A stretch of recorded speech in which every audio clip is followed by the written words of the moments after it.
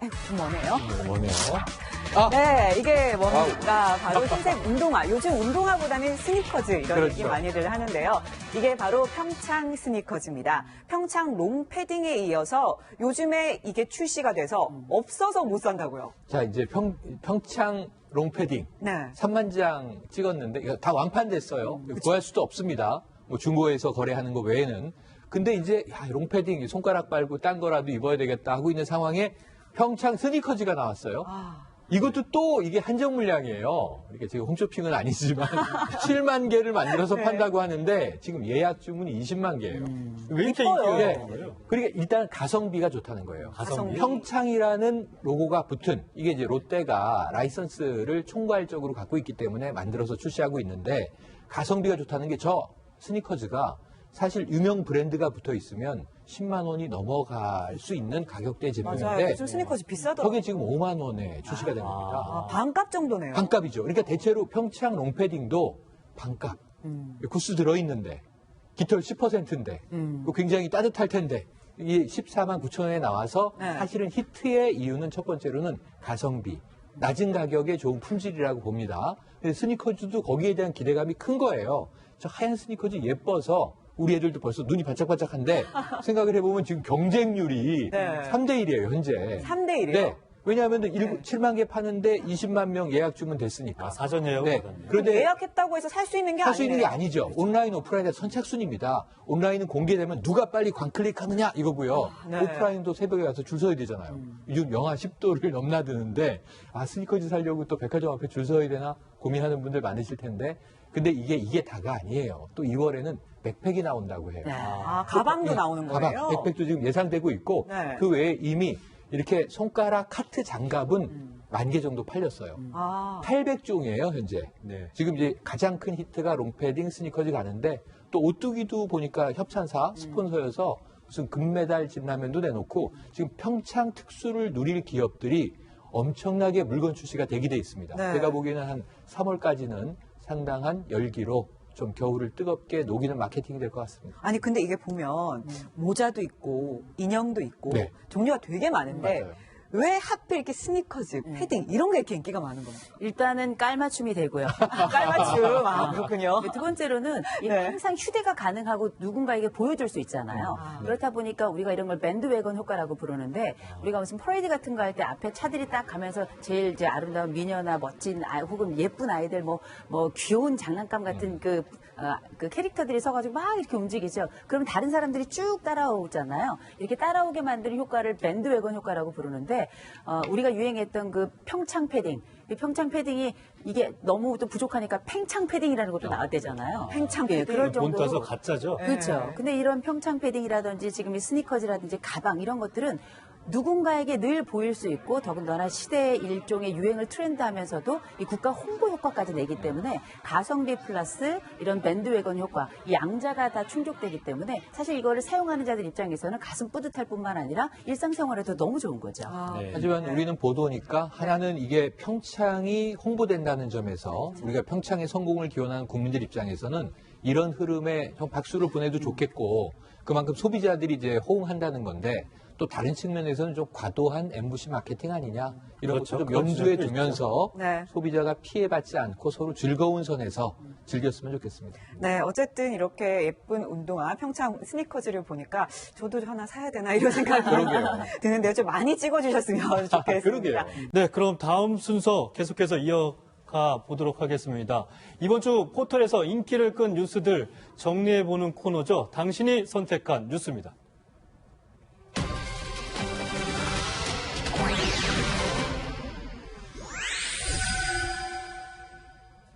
네, 첫 번째 사진 보시죠.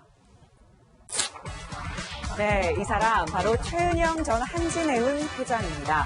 회전 회장 한진해운이 경영 악화로 채권단에 공동관리를 신청하기 직전, 그러니까 작년 4월에 자신과 두 딸의 주식을 모두 처분을 했는데요. 이로 인해서 본인은 손해를 보지 않았지만 일반 투자자들은 막대한 손해를 봤습니다. 주가가 굉장히 많이 떨어졌었잖아요. 자, 지난 9월에는 이 한진해운의 부실 경영 문제로 국회에 출석까지 했는데요. 그때 모습 보시죠. 진심 어리게 사죄드리겠습니다. 대통도 약했을 때가 있을지 모르니 저에게 물어봐 달라고 얘기했습니다. 이번 100억 대출에 주식 담보가 제공되어 있어서 더 이상은 유수홀딩스 경영에 좀 문제가 있는 것 같아서 많이 어렵다고. 네, 저 때 모습 기억납니다. 무릎 꿇고 눈물까지 흘렸지만 이 추가 사재를 좀 털어서 회사 정상화에 좀 보태겠느냐 이런 요구에는 돈 없다 이렇게 얘기한 기억이 나는데요. 결국 실형을 선고받았네요. 네, 1년 6개월, 벌금 12억, 추징금 5억 300만 원. 그러니까 본인이 사실은 한 10억 상당의 주식을 딸 둘과 합쳐서 그걸 팔아서 손해를 회피했거든요. 네. 근데 그 회피한 돈에 비하면은 뭐 벌금도 엄청나잖아요. 그리고 추징금까지 있기 때문에 본인의 한 행위에 어떤 훨씬 더 많은 그런 이제 벌이 가해진다고 볼 수 있는데 사실 한진해운이 우리나라에서 2류의 해운 업체였고요. 세계로 4위 업체였습니다. 그런데 그 당시에 이제 2006년도에 이제 조수 회장이 사망을 해요. 네. 그런데 최은영 회장이 조수 회장의 이제 부인으로 가정주부였거든요. 네. 그런데 2006년도에 2007년도에 이제 부사장이 되고 2008년도에 이제 한진해운 회장이 되는 겁니다. 근데 사실 또 집에서 전업주부 하던 사람이 회장이 된다는 것이 사실은 문제가 있는 거 아니겠습니까? 전문 경영인을 내세워야 하는데. 근데 뭐, 그거는 이제 논란의 소지가 좀 있는. 그런데 이제 나중에 결국은 뭐 자율협약 먹고 구조조정하는데 그 정보를 미리 입수를 해서 만약에 그 발표가 돼버리면 회사의 주가가 엄청 떨어질 거 아니에요. 폭락할 거 아닙니까? 근데 그 전에 주식을 팔아치운 거예요. 그런데 이렇게 자율협약에서 구조조정 되고 그 이후에 결국은 법정관리 들어가서 파산했거든요. 그럼 파산해버리면 사실은 일반 개미 투자자들이랄지 다른 주주들은 휴지 조각이 되는 거 아니겠습니까? 근데 본인이 재산이 적어도 뭐 지난번 국회 청문회 나왔을 때요. 내 재산이 뭐 한 350억, 400억 된다고 본인 입으로 얘기했고 또 일가 재산도 뭐 1000억 정도 된다고 했거든요. 그러면 말로 그렇게 했다고 한다면 사실은 더 많은 가능성이 크거든요. 근데 겨우 한 10억 정도의 주식을 팔아서 이득을 보기 위해서 이런 범법 행위를 했다. 그건 굉장히 이해가 가지 않는 부분이 있어요. 네. 네, 뭐, 사실 이게 전업주부로 있다가 이 일반 이제 기업을 경영을 하시는 분들 중에서도 굉장히 특출난 이제 성과를 나타내시는 분들도 많이 있고요. 뭐 대표적인 예는 현정은 현대그룹 그렇죠. 회장도 네. 그런 예라고 볼 수 있겠고, 어쨌든 최은영 전 회장 사실 사재 출연은 힘들다. 그러면서 개인적으로 이 일가 재산 한 1,000억 원대 정도 네. 알려져 있는데, 제가 이 사건을 보면서 느꼈던 건 이 경영자로 이왕 이렇게 시작한 건 끝까지 어느 정도 책임을 져야 된다. 네. 이게 진정한 경영자예요. 그러니까 말씀하신 대로 우리나라가 해운 강국이었다가 조선 해운이 힘들어져서 막 몰락하는 과정입니다. 그런데 오너 일가죠. 우리가 보기엔 회장이잖아요. 당시에는. 지금은 전 회장이 됐지만. 그런데 아까 잠깐 등장한 유스홀딩스라는 회사를 만들어서 어찌 보면은 알짜 사업들, 돈이 되는 사업들은 살살 빼냅니다. 그리고 대표적으로는 이 기업의 오너이자 대표인데 위기에 처하자 거침없이 버려요. 이건 제가 보기에는 선장이 배를 먼저 떠난 거하고 똑같은 행위예요.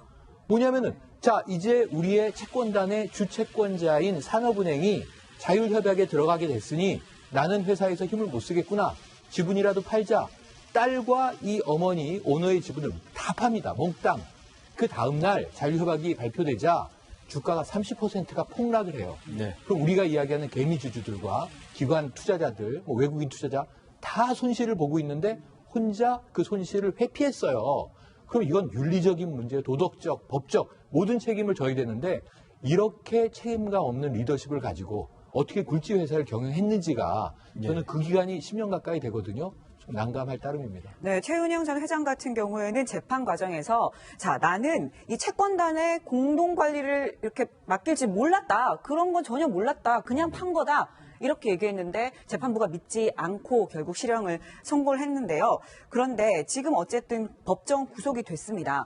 그런데 꼭 이렇게 회장들, 기업 회장들 같은 경우에는 이렇게 법정 구속이 되더라도 나중에 뭐 아프다, 어떻다 이래서 막 나오는 경우 많잖아요. 회장님들이 자주 아프시더라고요. 네.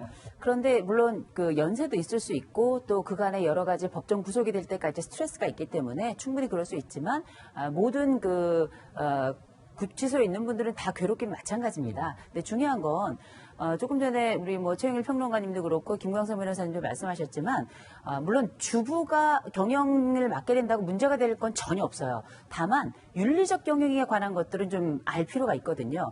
우리가 개인적으로 어떤 위기에 봉착했을 때 어떤 경영자, 특별히 리더가 갖게 될 가장 중요한 핵심은 딜레마를 다루는 방법이에요.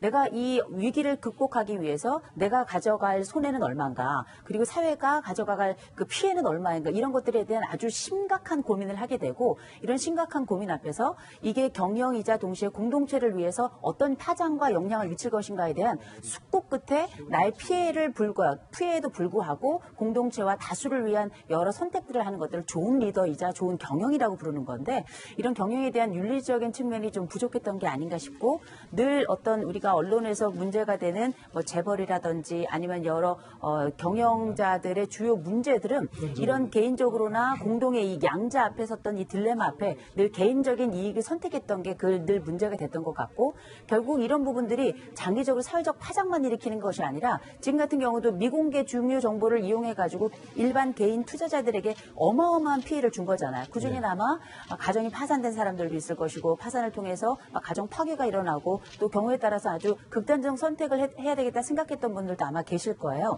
이런 많은 것들까지 큰 그림을 그려가며 생각하는 게 경영이 아닌가 싶고요. 이 아름다운 경영의 형태를 만들어가는 게 윤리적 경영이 아닌가 싶습니다. 네, 이번 판결이 이 재벌들이 사회적 책임을 지는 계기가 되게 누군가에게 보여줄 수 있잖아요. 그렇다 보니까 우리가 이런 걸 밴드웨건 효과라고 부르는데, 우리가 무슨 퍼레이드 같은 거 할 때 앞에 차들이 딱 가면서 제일 이제 아름다운 미녀나 멋진 혹은 예쁜 아이들 뭐 귀여운 장난감 같은 그 캐릭터들이 서가지고 막 이렇게 움직이죠. 그러면 다른 사람들이 쭉 따라오잖아요. 이렇게 따라오게 만드는 효과를 밴드웨건 효과라고 부르는데, 우리가 유행했던 그 평창 패딩, 이 평창 패딩이 이게 너무 또 부족하니까 팽창 패딩이라는 것도 나왔대잖아요. 팽창 패딩. 그럴 돈 따서 정도로. 가짜죠. 그렇죠. 근데 이런 평창 패딩이라든지 지금 이 스니커즈라든지 가방, 이런 것들은 누군가에게 늘 보일 수 있고, 더군다나 시대의 일종의 유행.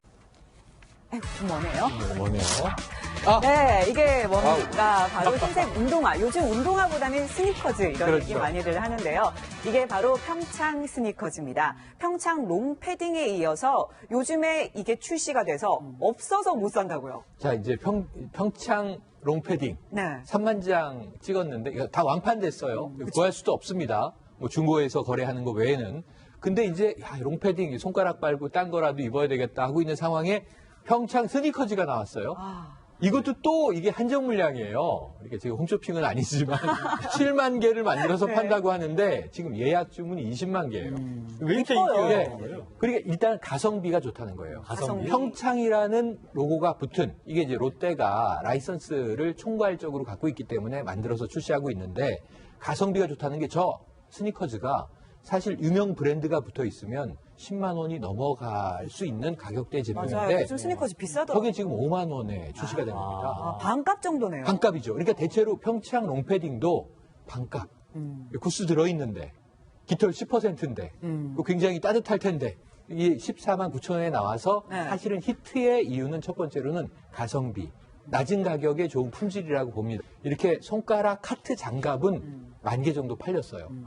800종이에요, 현재. 네. 지금 이제 가장 큰 히트가 롱패딩, 스니커즈 가는데, 또 오뚜기도 보니까 협찬사, 스폰서여서 무슨 금메달 진라면도 내놓고, 지금 평창 특수를 누릴 기업들이 엄청나게 물건 출시가 대기돼 있습니다. 네. 제가 보기에는 한 3월까지는 상당한 열기로 좀 겨울을 뜨겁게 녹이는 마케팅이 될 것 같습니다. 아니 근데 이게 보면 모자도 있고 인형도 있고 네. 종류가 되게 많은데 맞아요. 왜 하필 이렇게 스니커즈, 패딩 이런 게 이렇게 인기가 많은 겁니까? 일단은 깔맞춤이 되고요. 깔맞춤. 그렇군요. 두 번째로는 네. 항상 휴대가 가능하고, 근데 스니커즈도 거기에 대한 기대감이 큰 거예요. 저 하얀 스니커즈 예뻐서 우리 애들도 벌써 눈이 반짝반짝한데, 생각을 해보면 지금 경쟁률이 네. 3대1이에요, 현재. 3대1이요? 네. 왜냐하면 7만 개 파는데 20만 명 예약 주문 됐으니까. 사전 예약을 네. 받았네요. 그런데 예약했다고 해서 살 수 있는 게 할 수 있는 게 아니네요. 아니죠. 온라인, 오프라인의 선착순입니다. 온라인은 공개되면 누가 빨리 광클릭하느냐 이거고요. 네. 오프라인도 새벽에 가서 줄 서야 되잖아요. 요즘 영하 10도를 넘나드는데, 스니커즈 사려고 또 백화점 앞에 줄 서야 되나 고민하는 분들 많으실 텐데, 근데 이게 다가 아니에요. 또 2월에는 백팩이 나온다고 해요. 가방도 예, 나오는 거예요? 가방, 백팩도 지금 예상되고 있고, 네. 그 외에 이미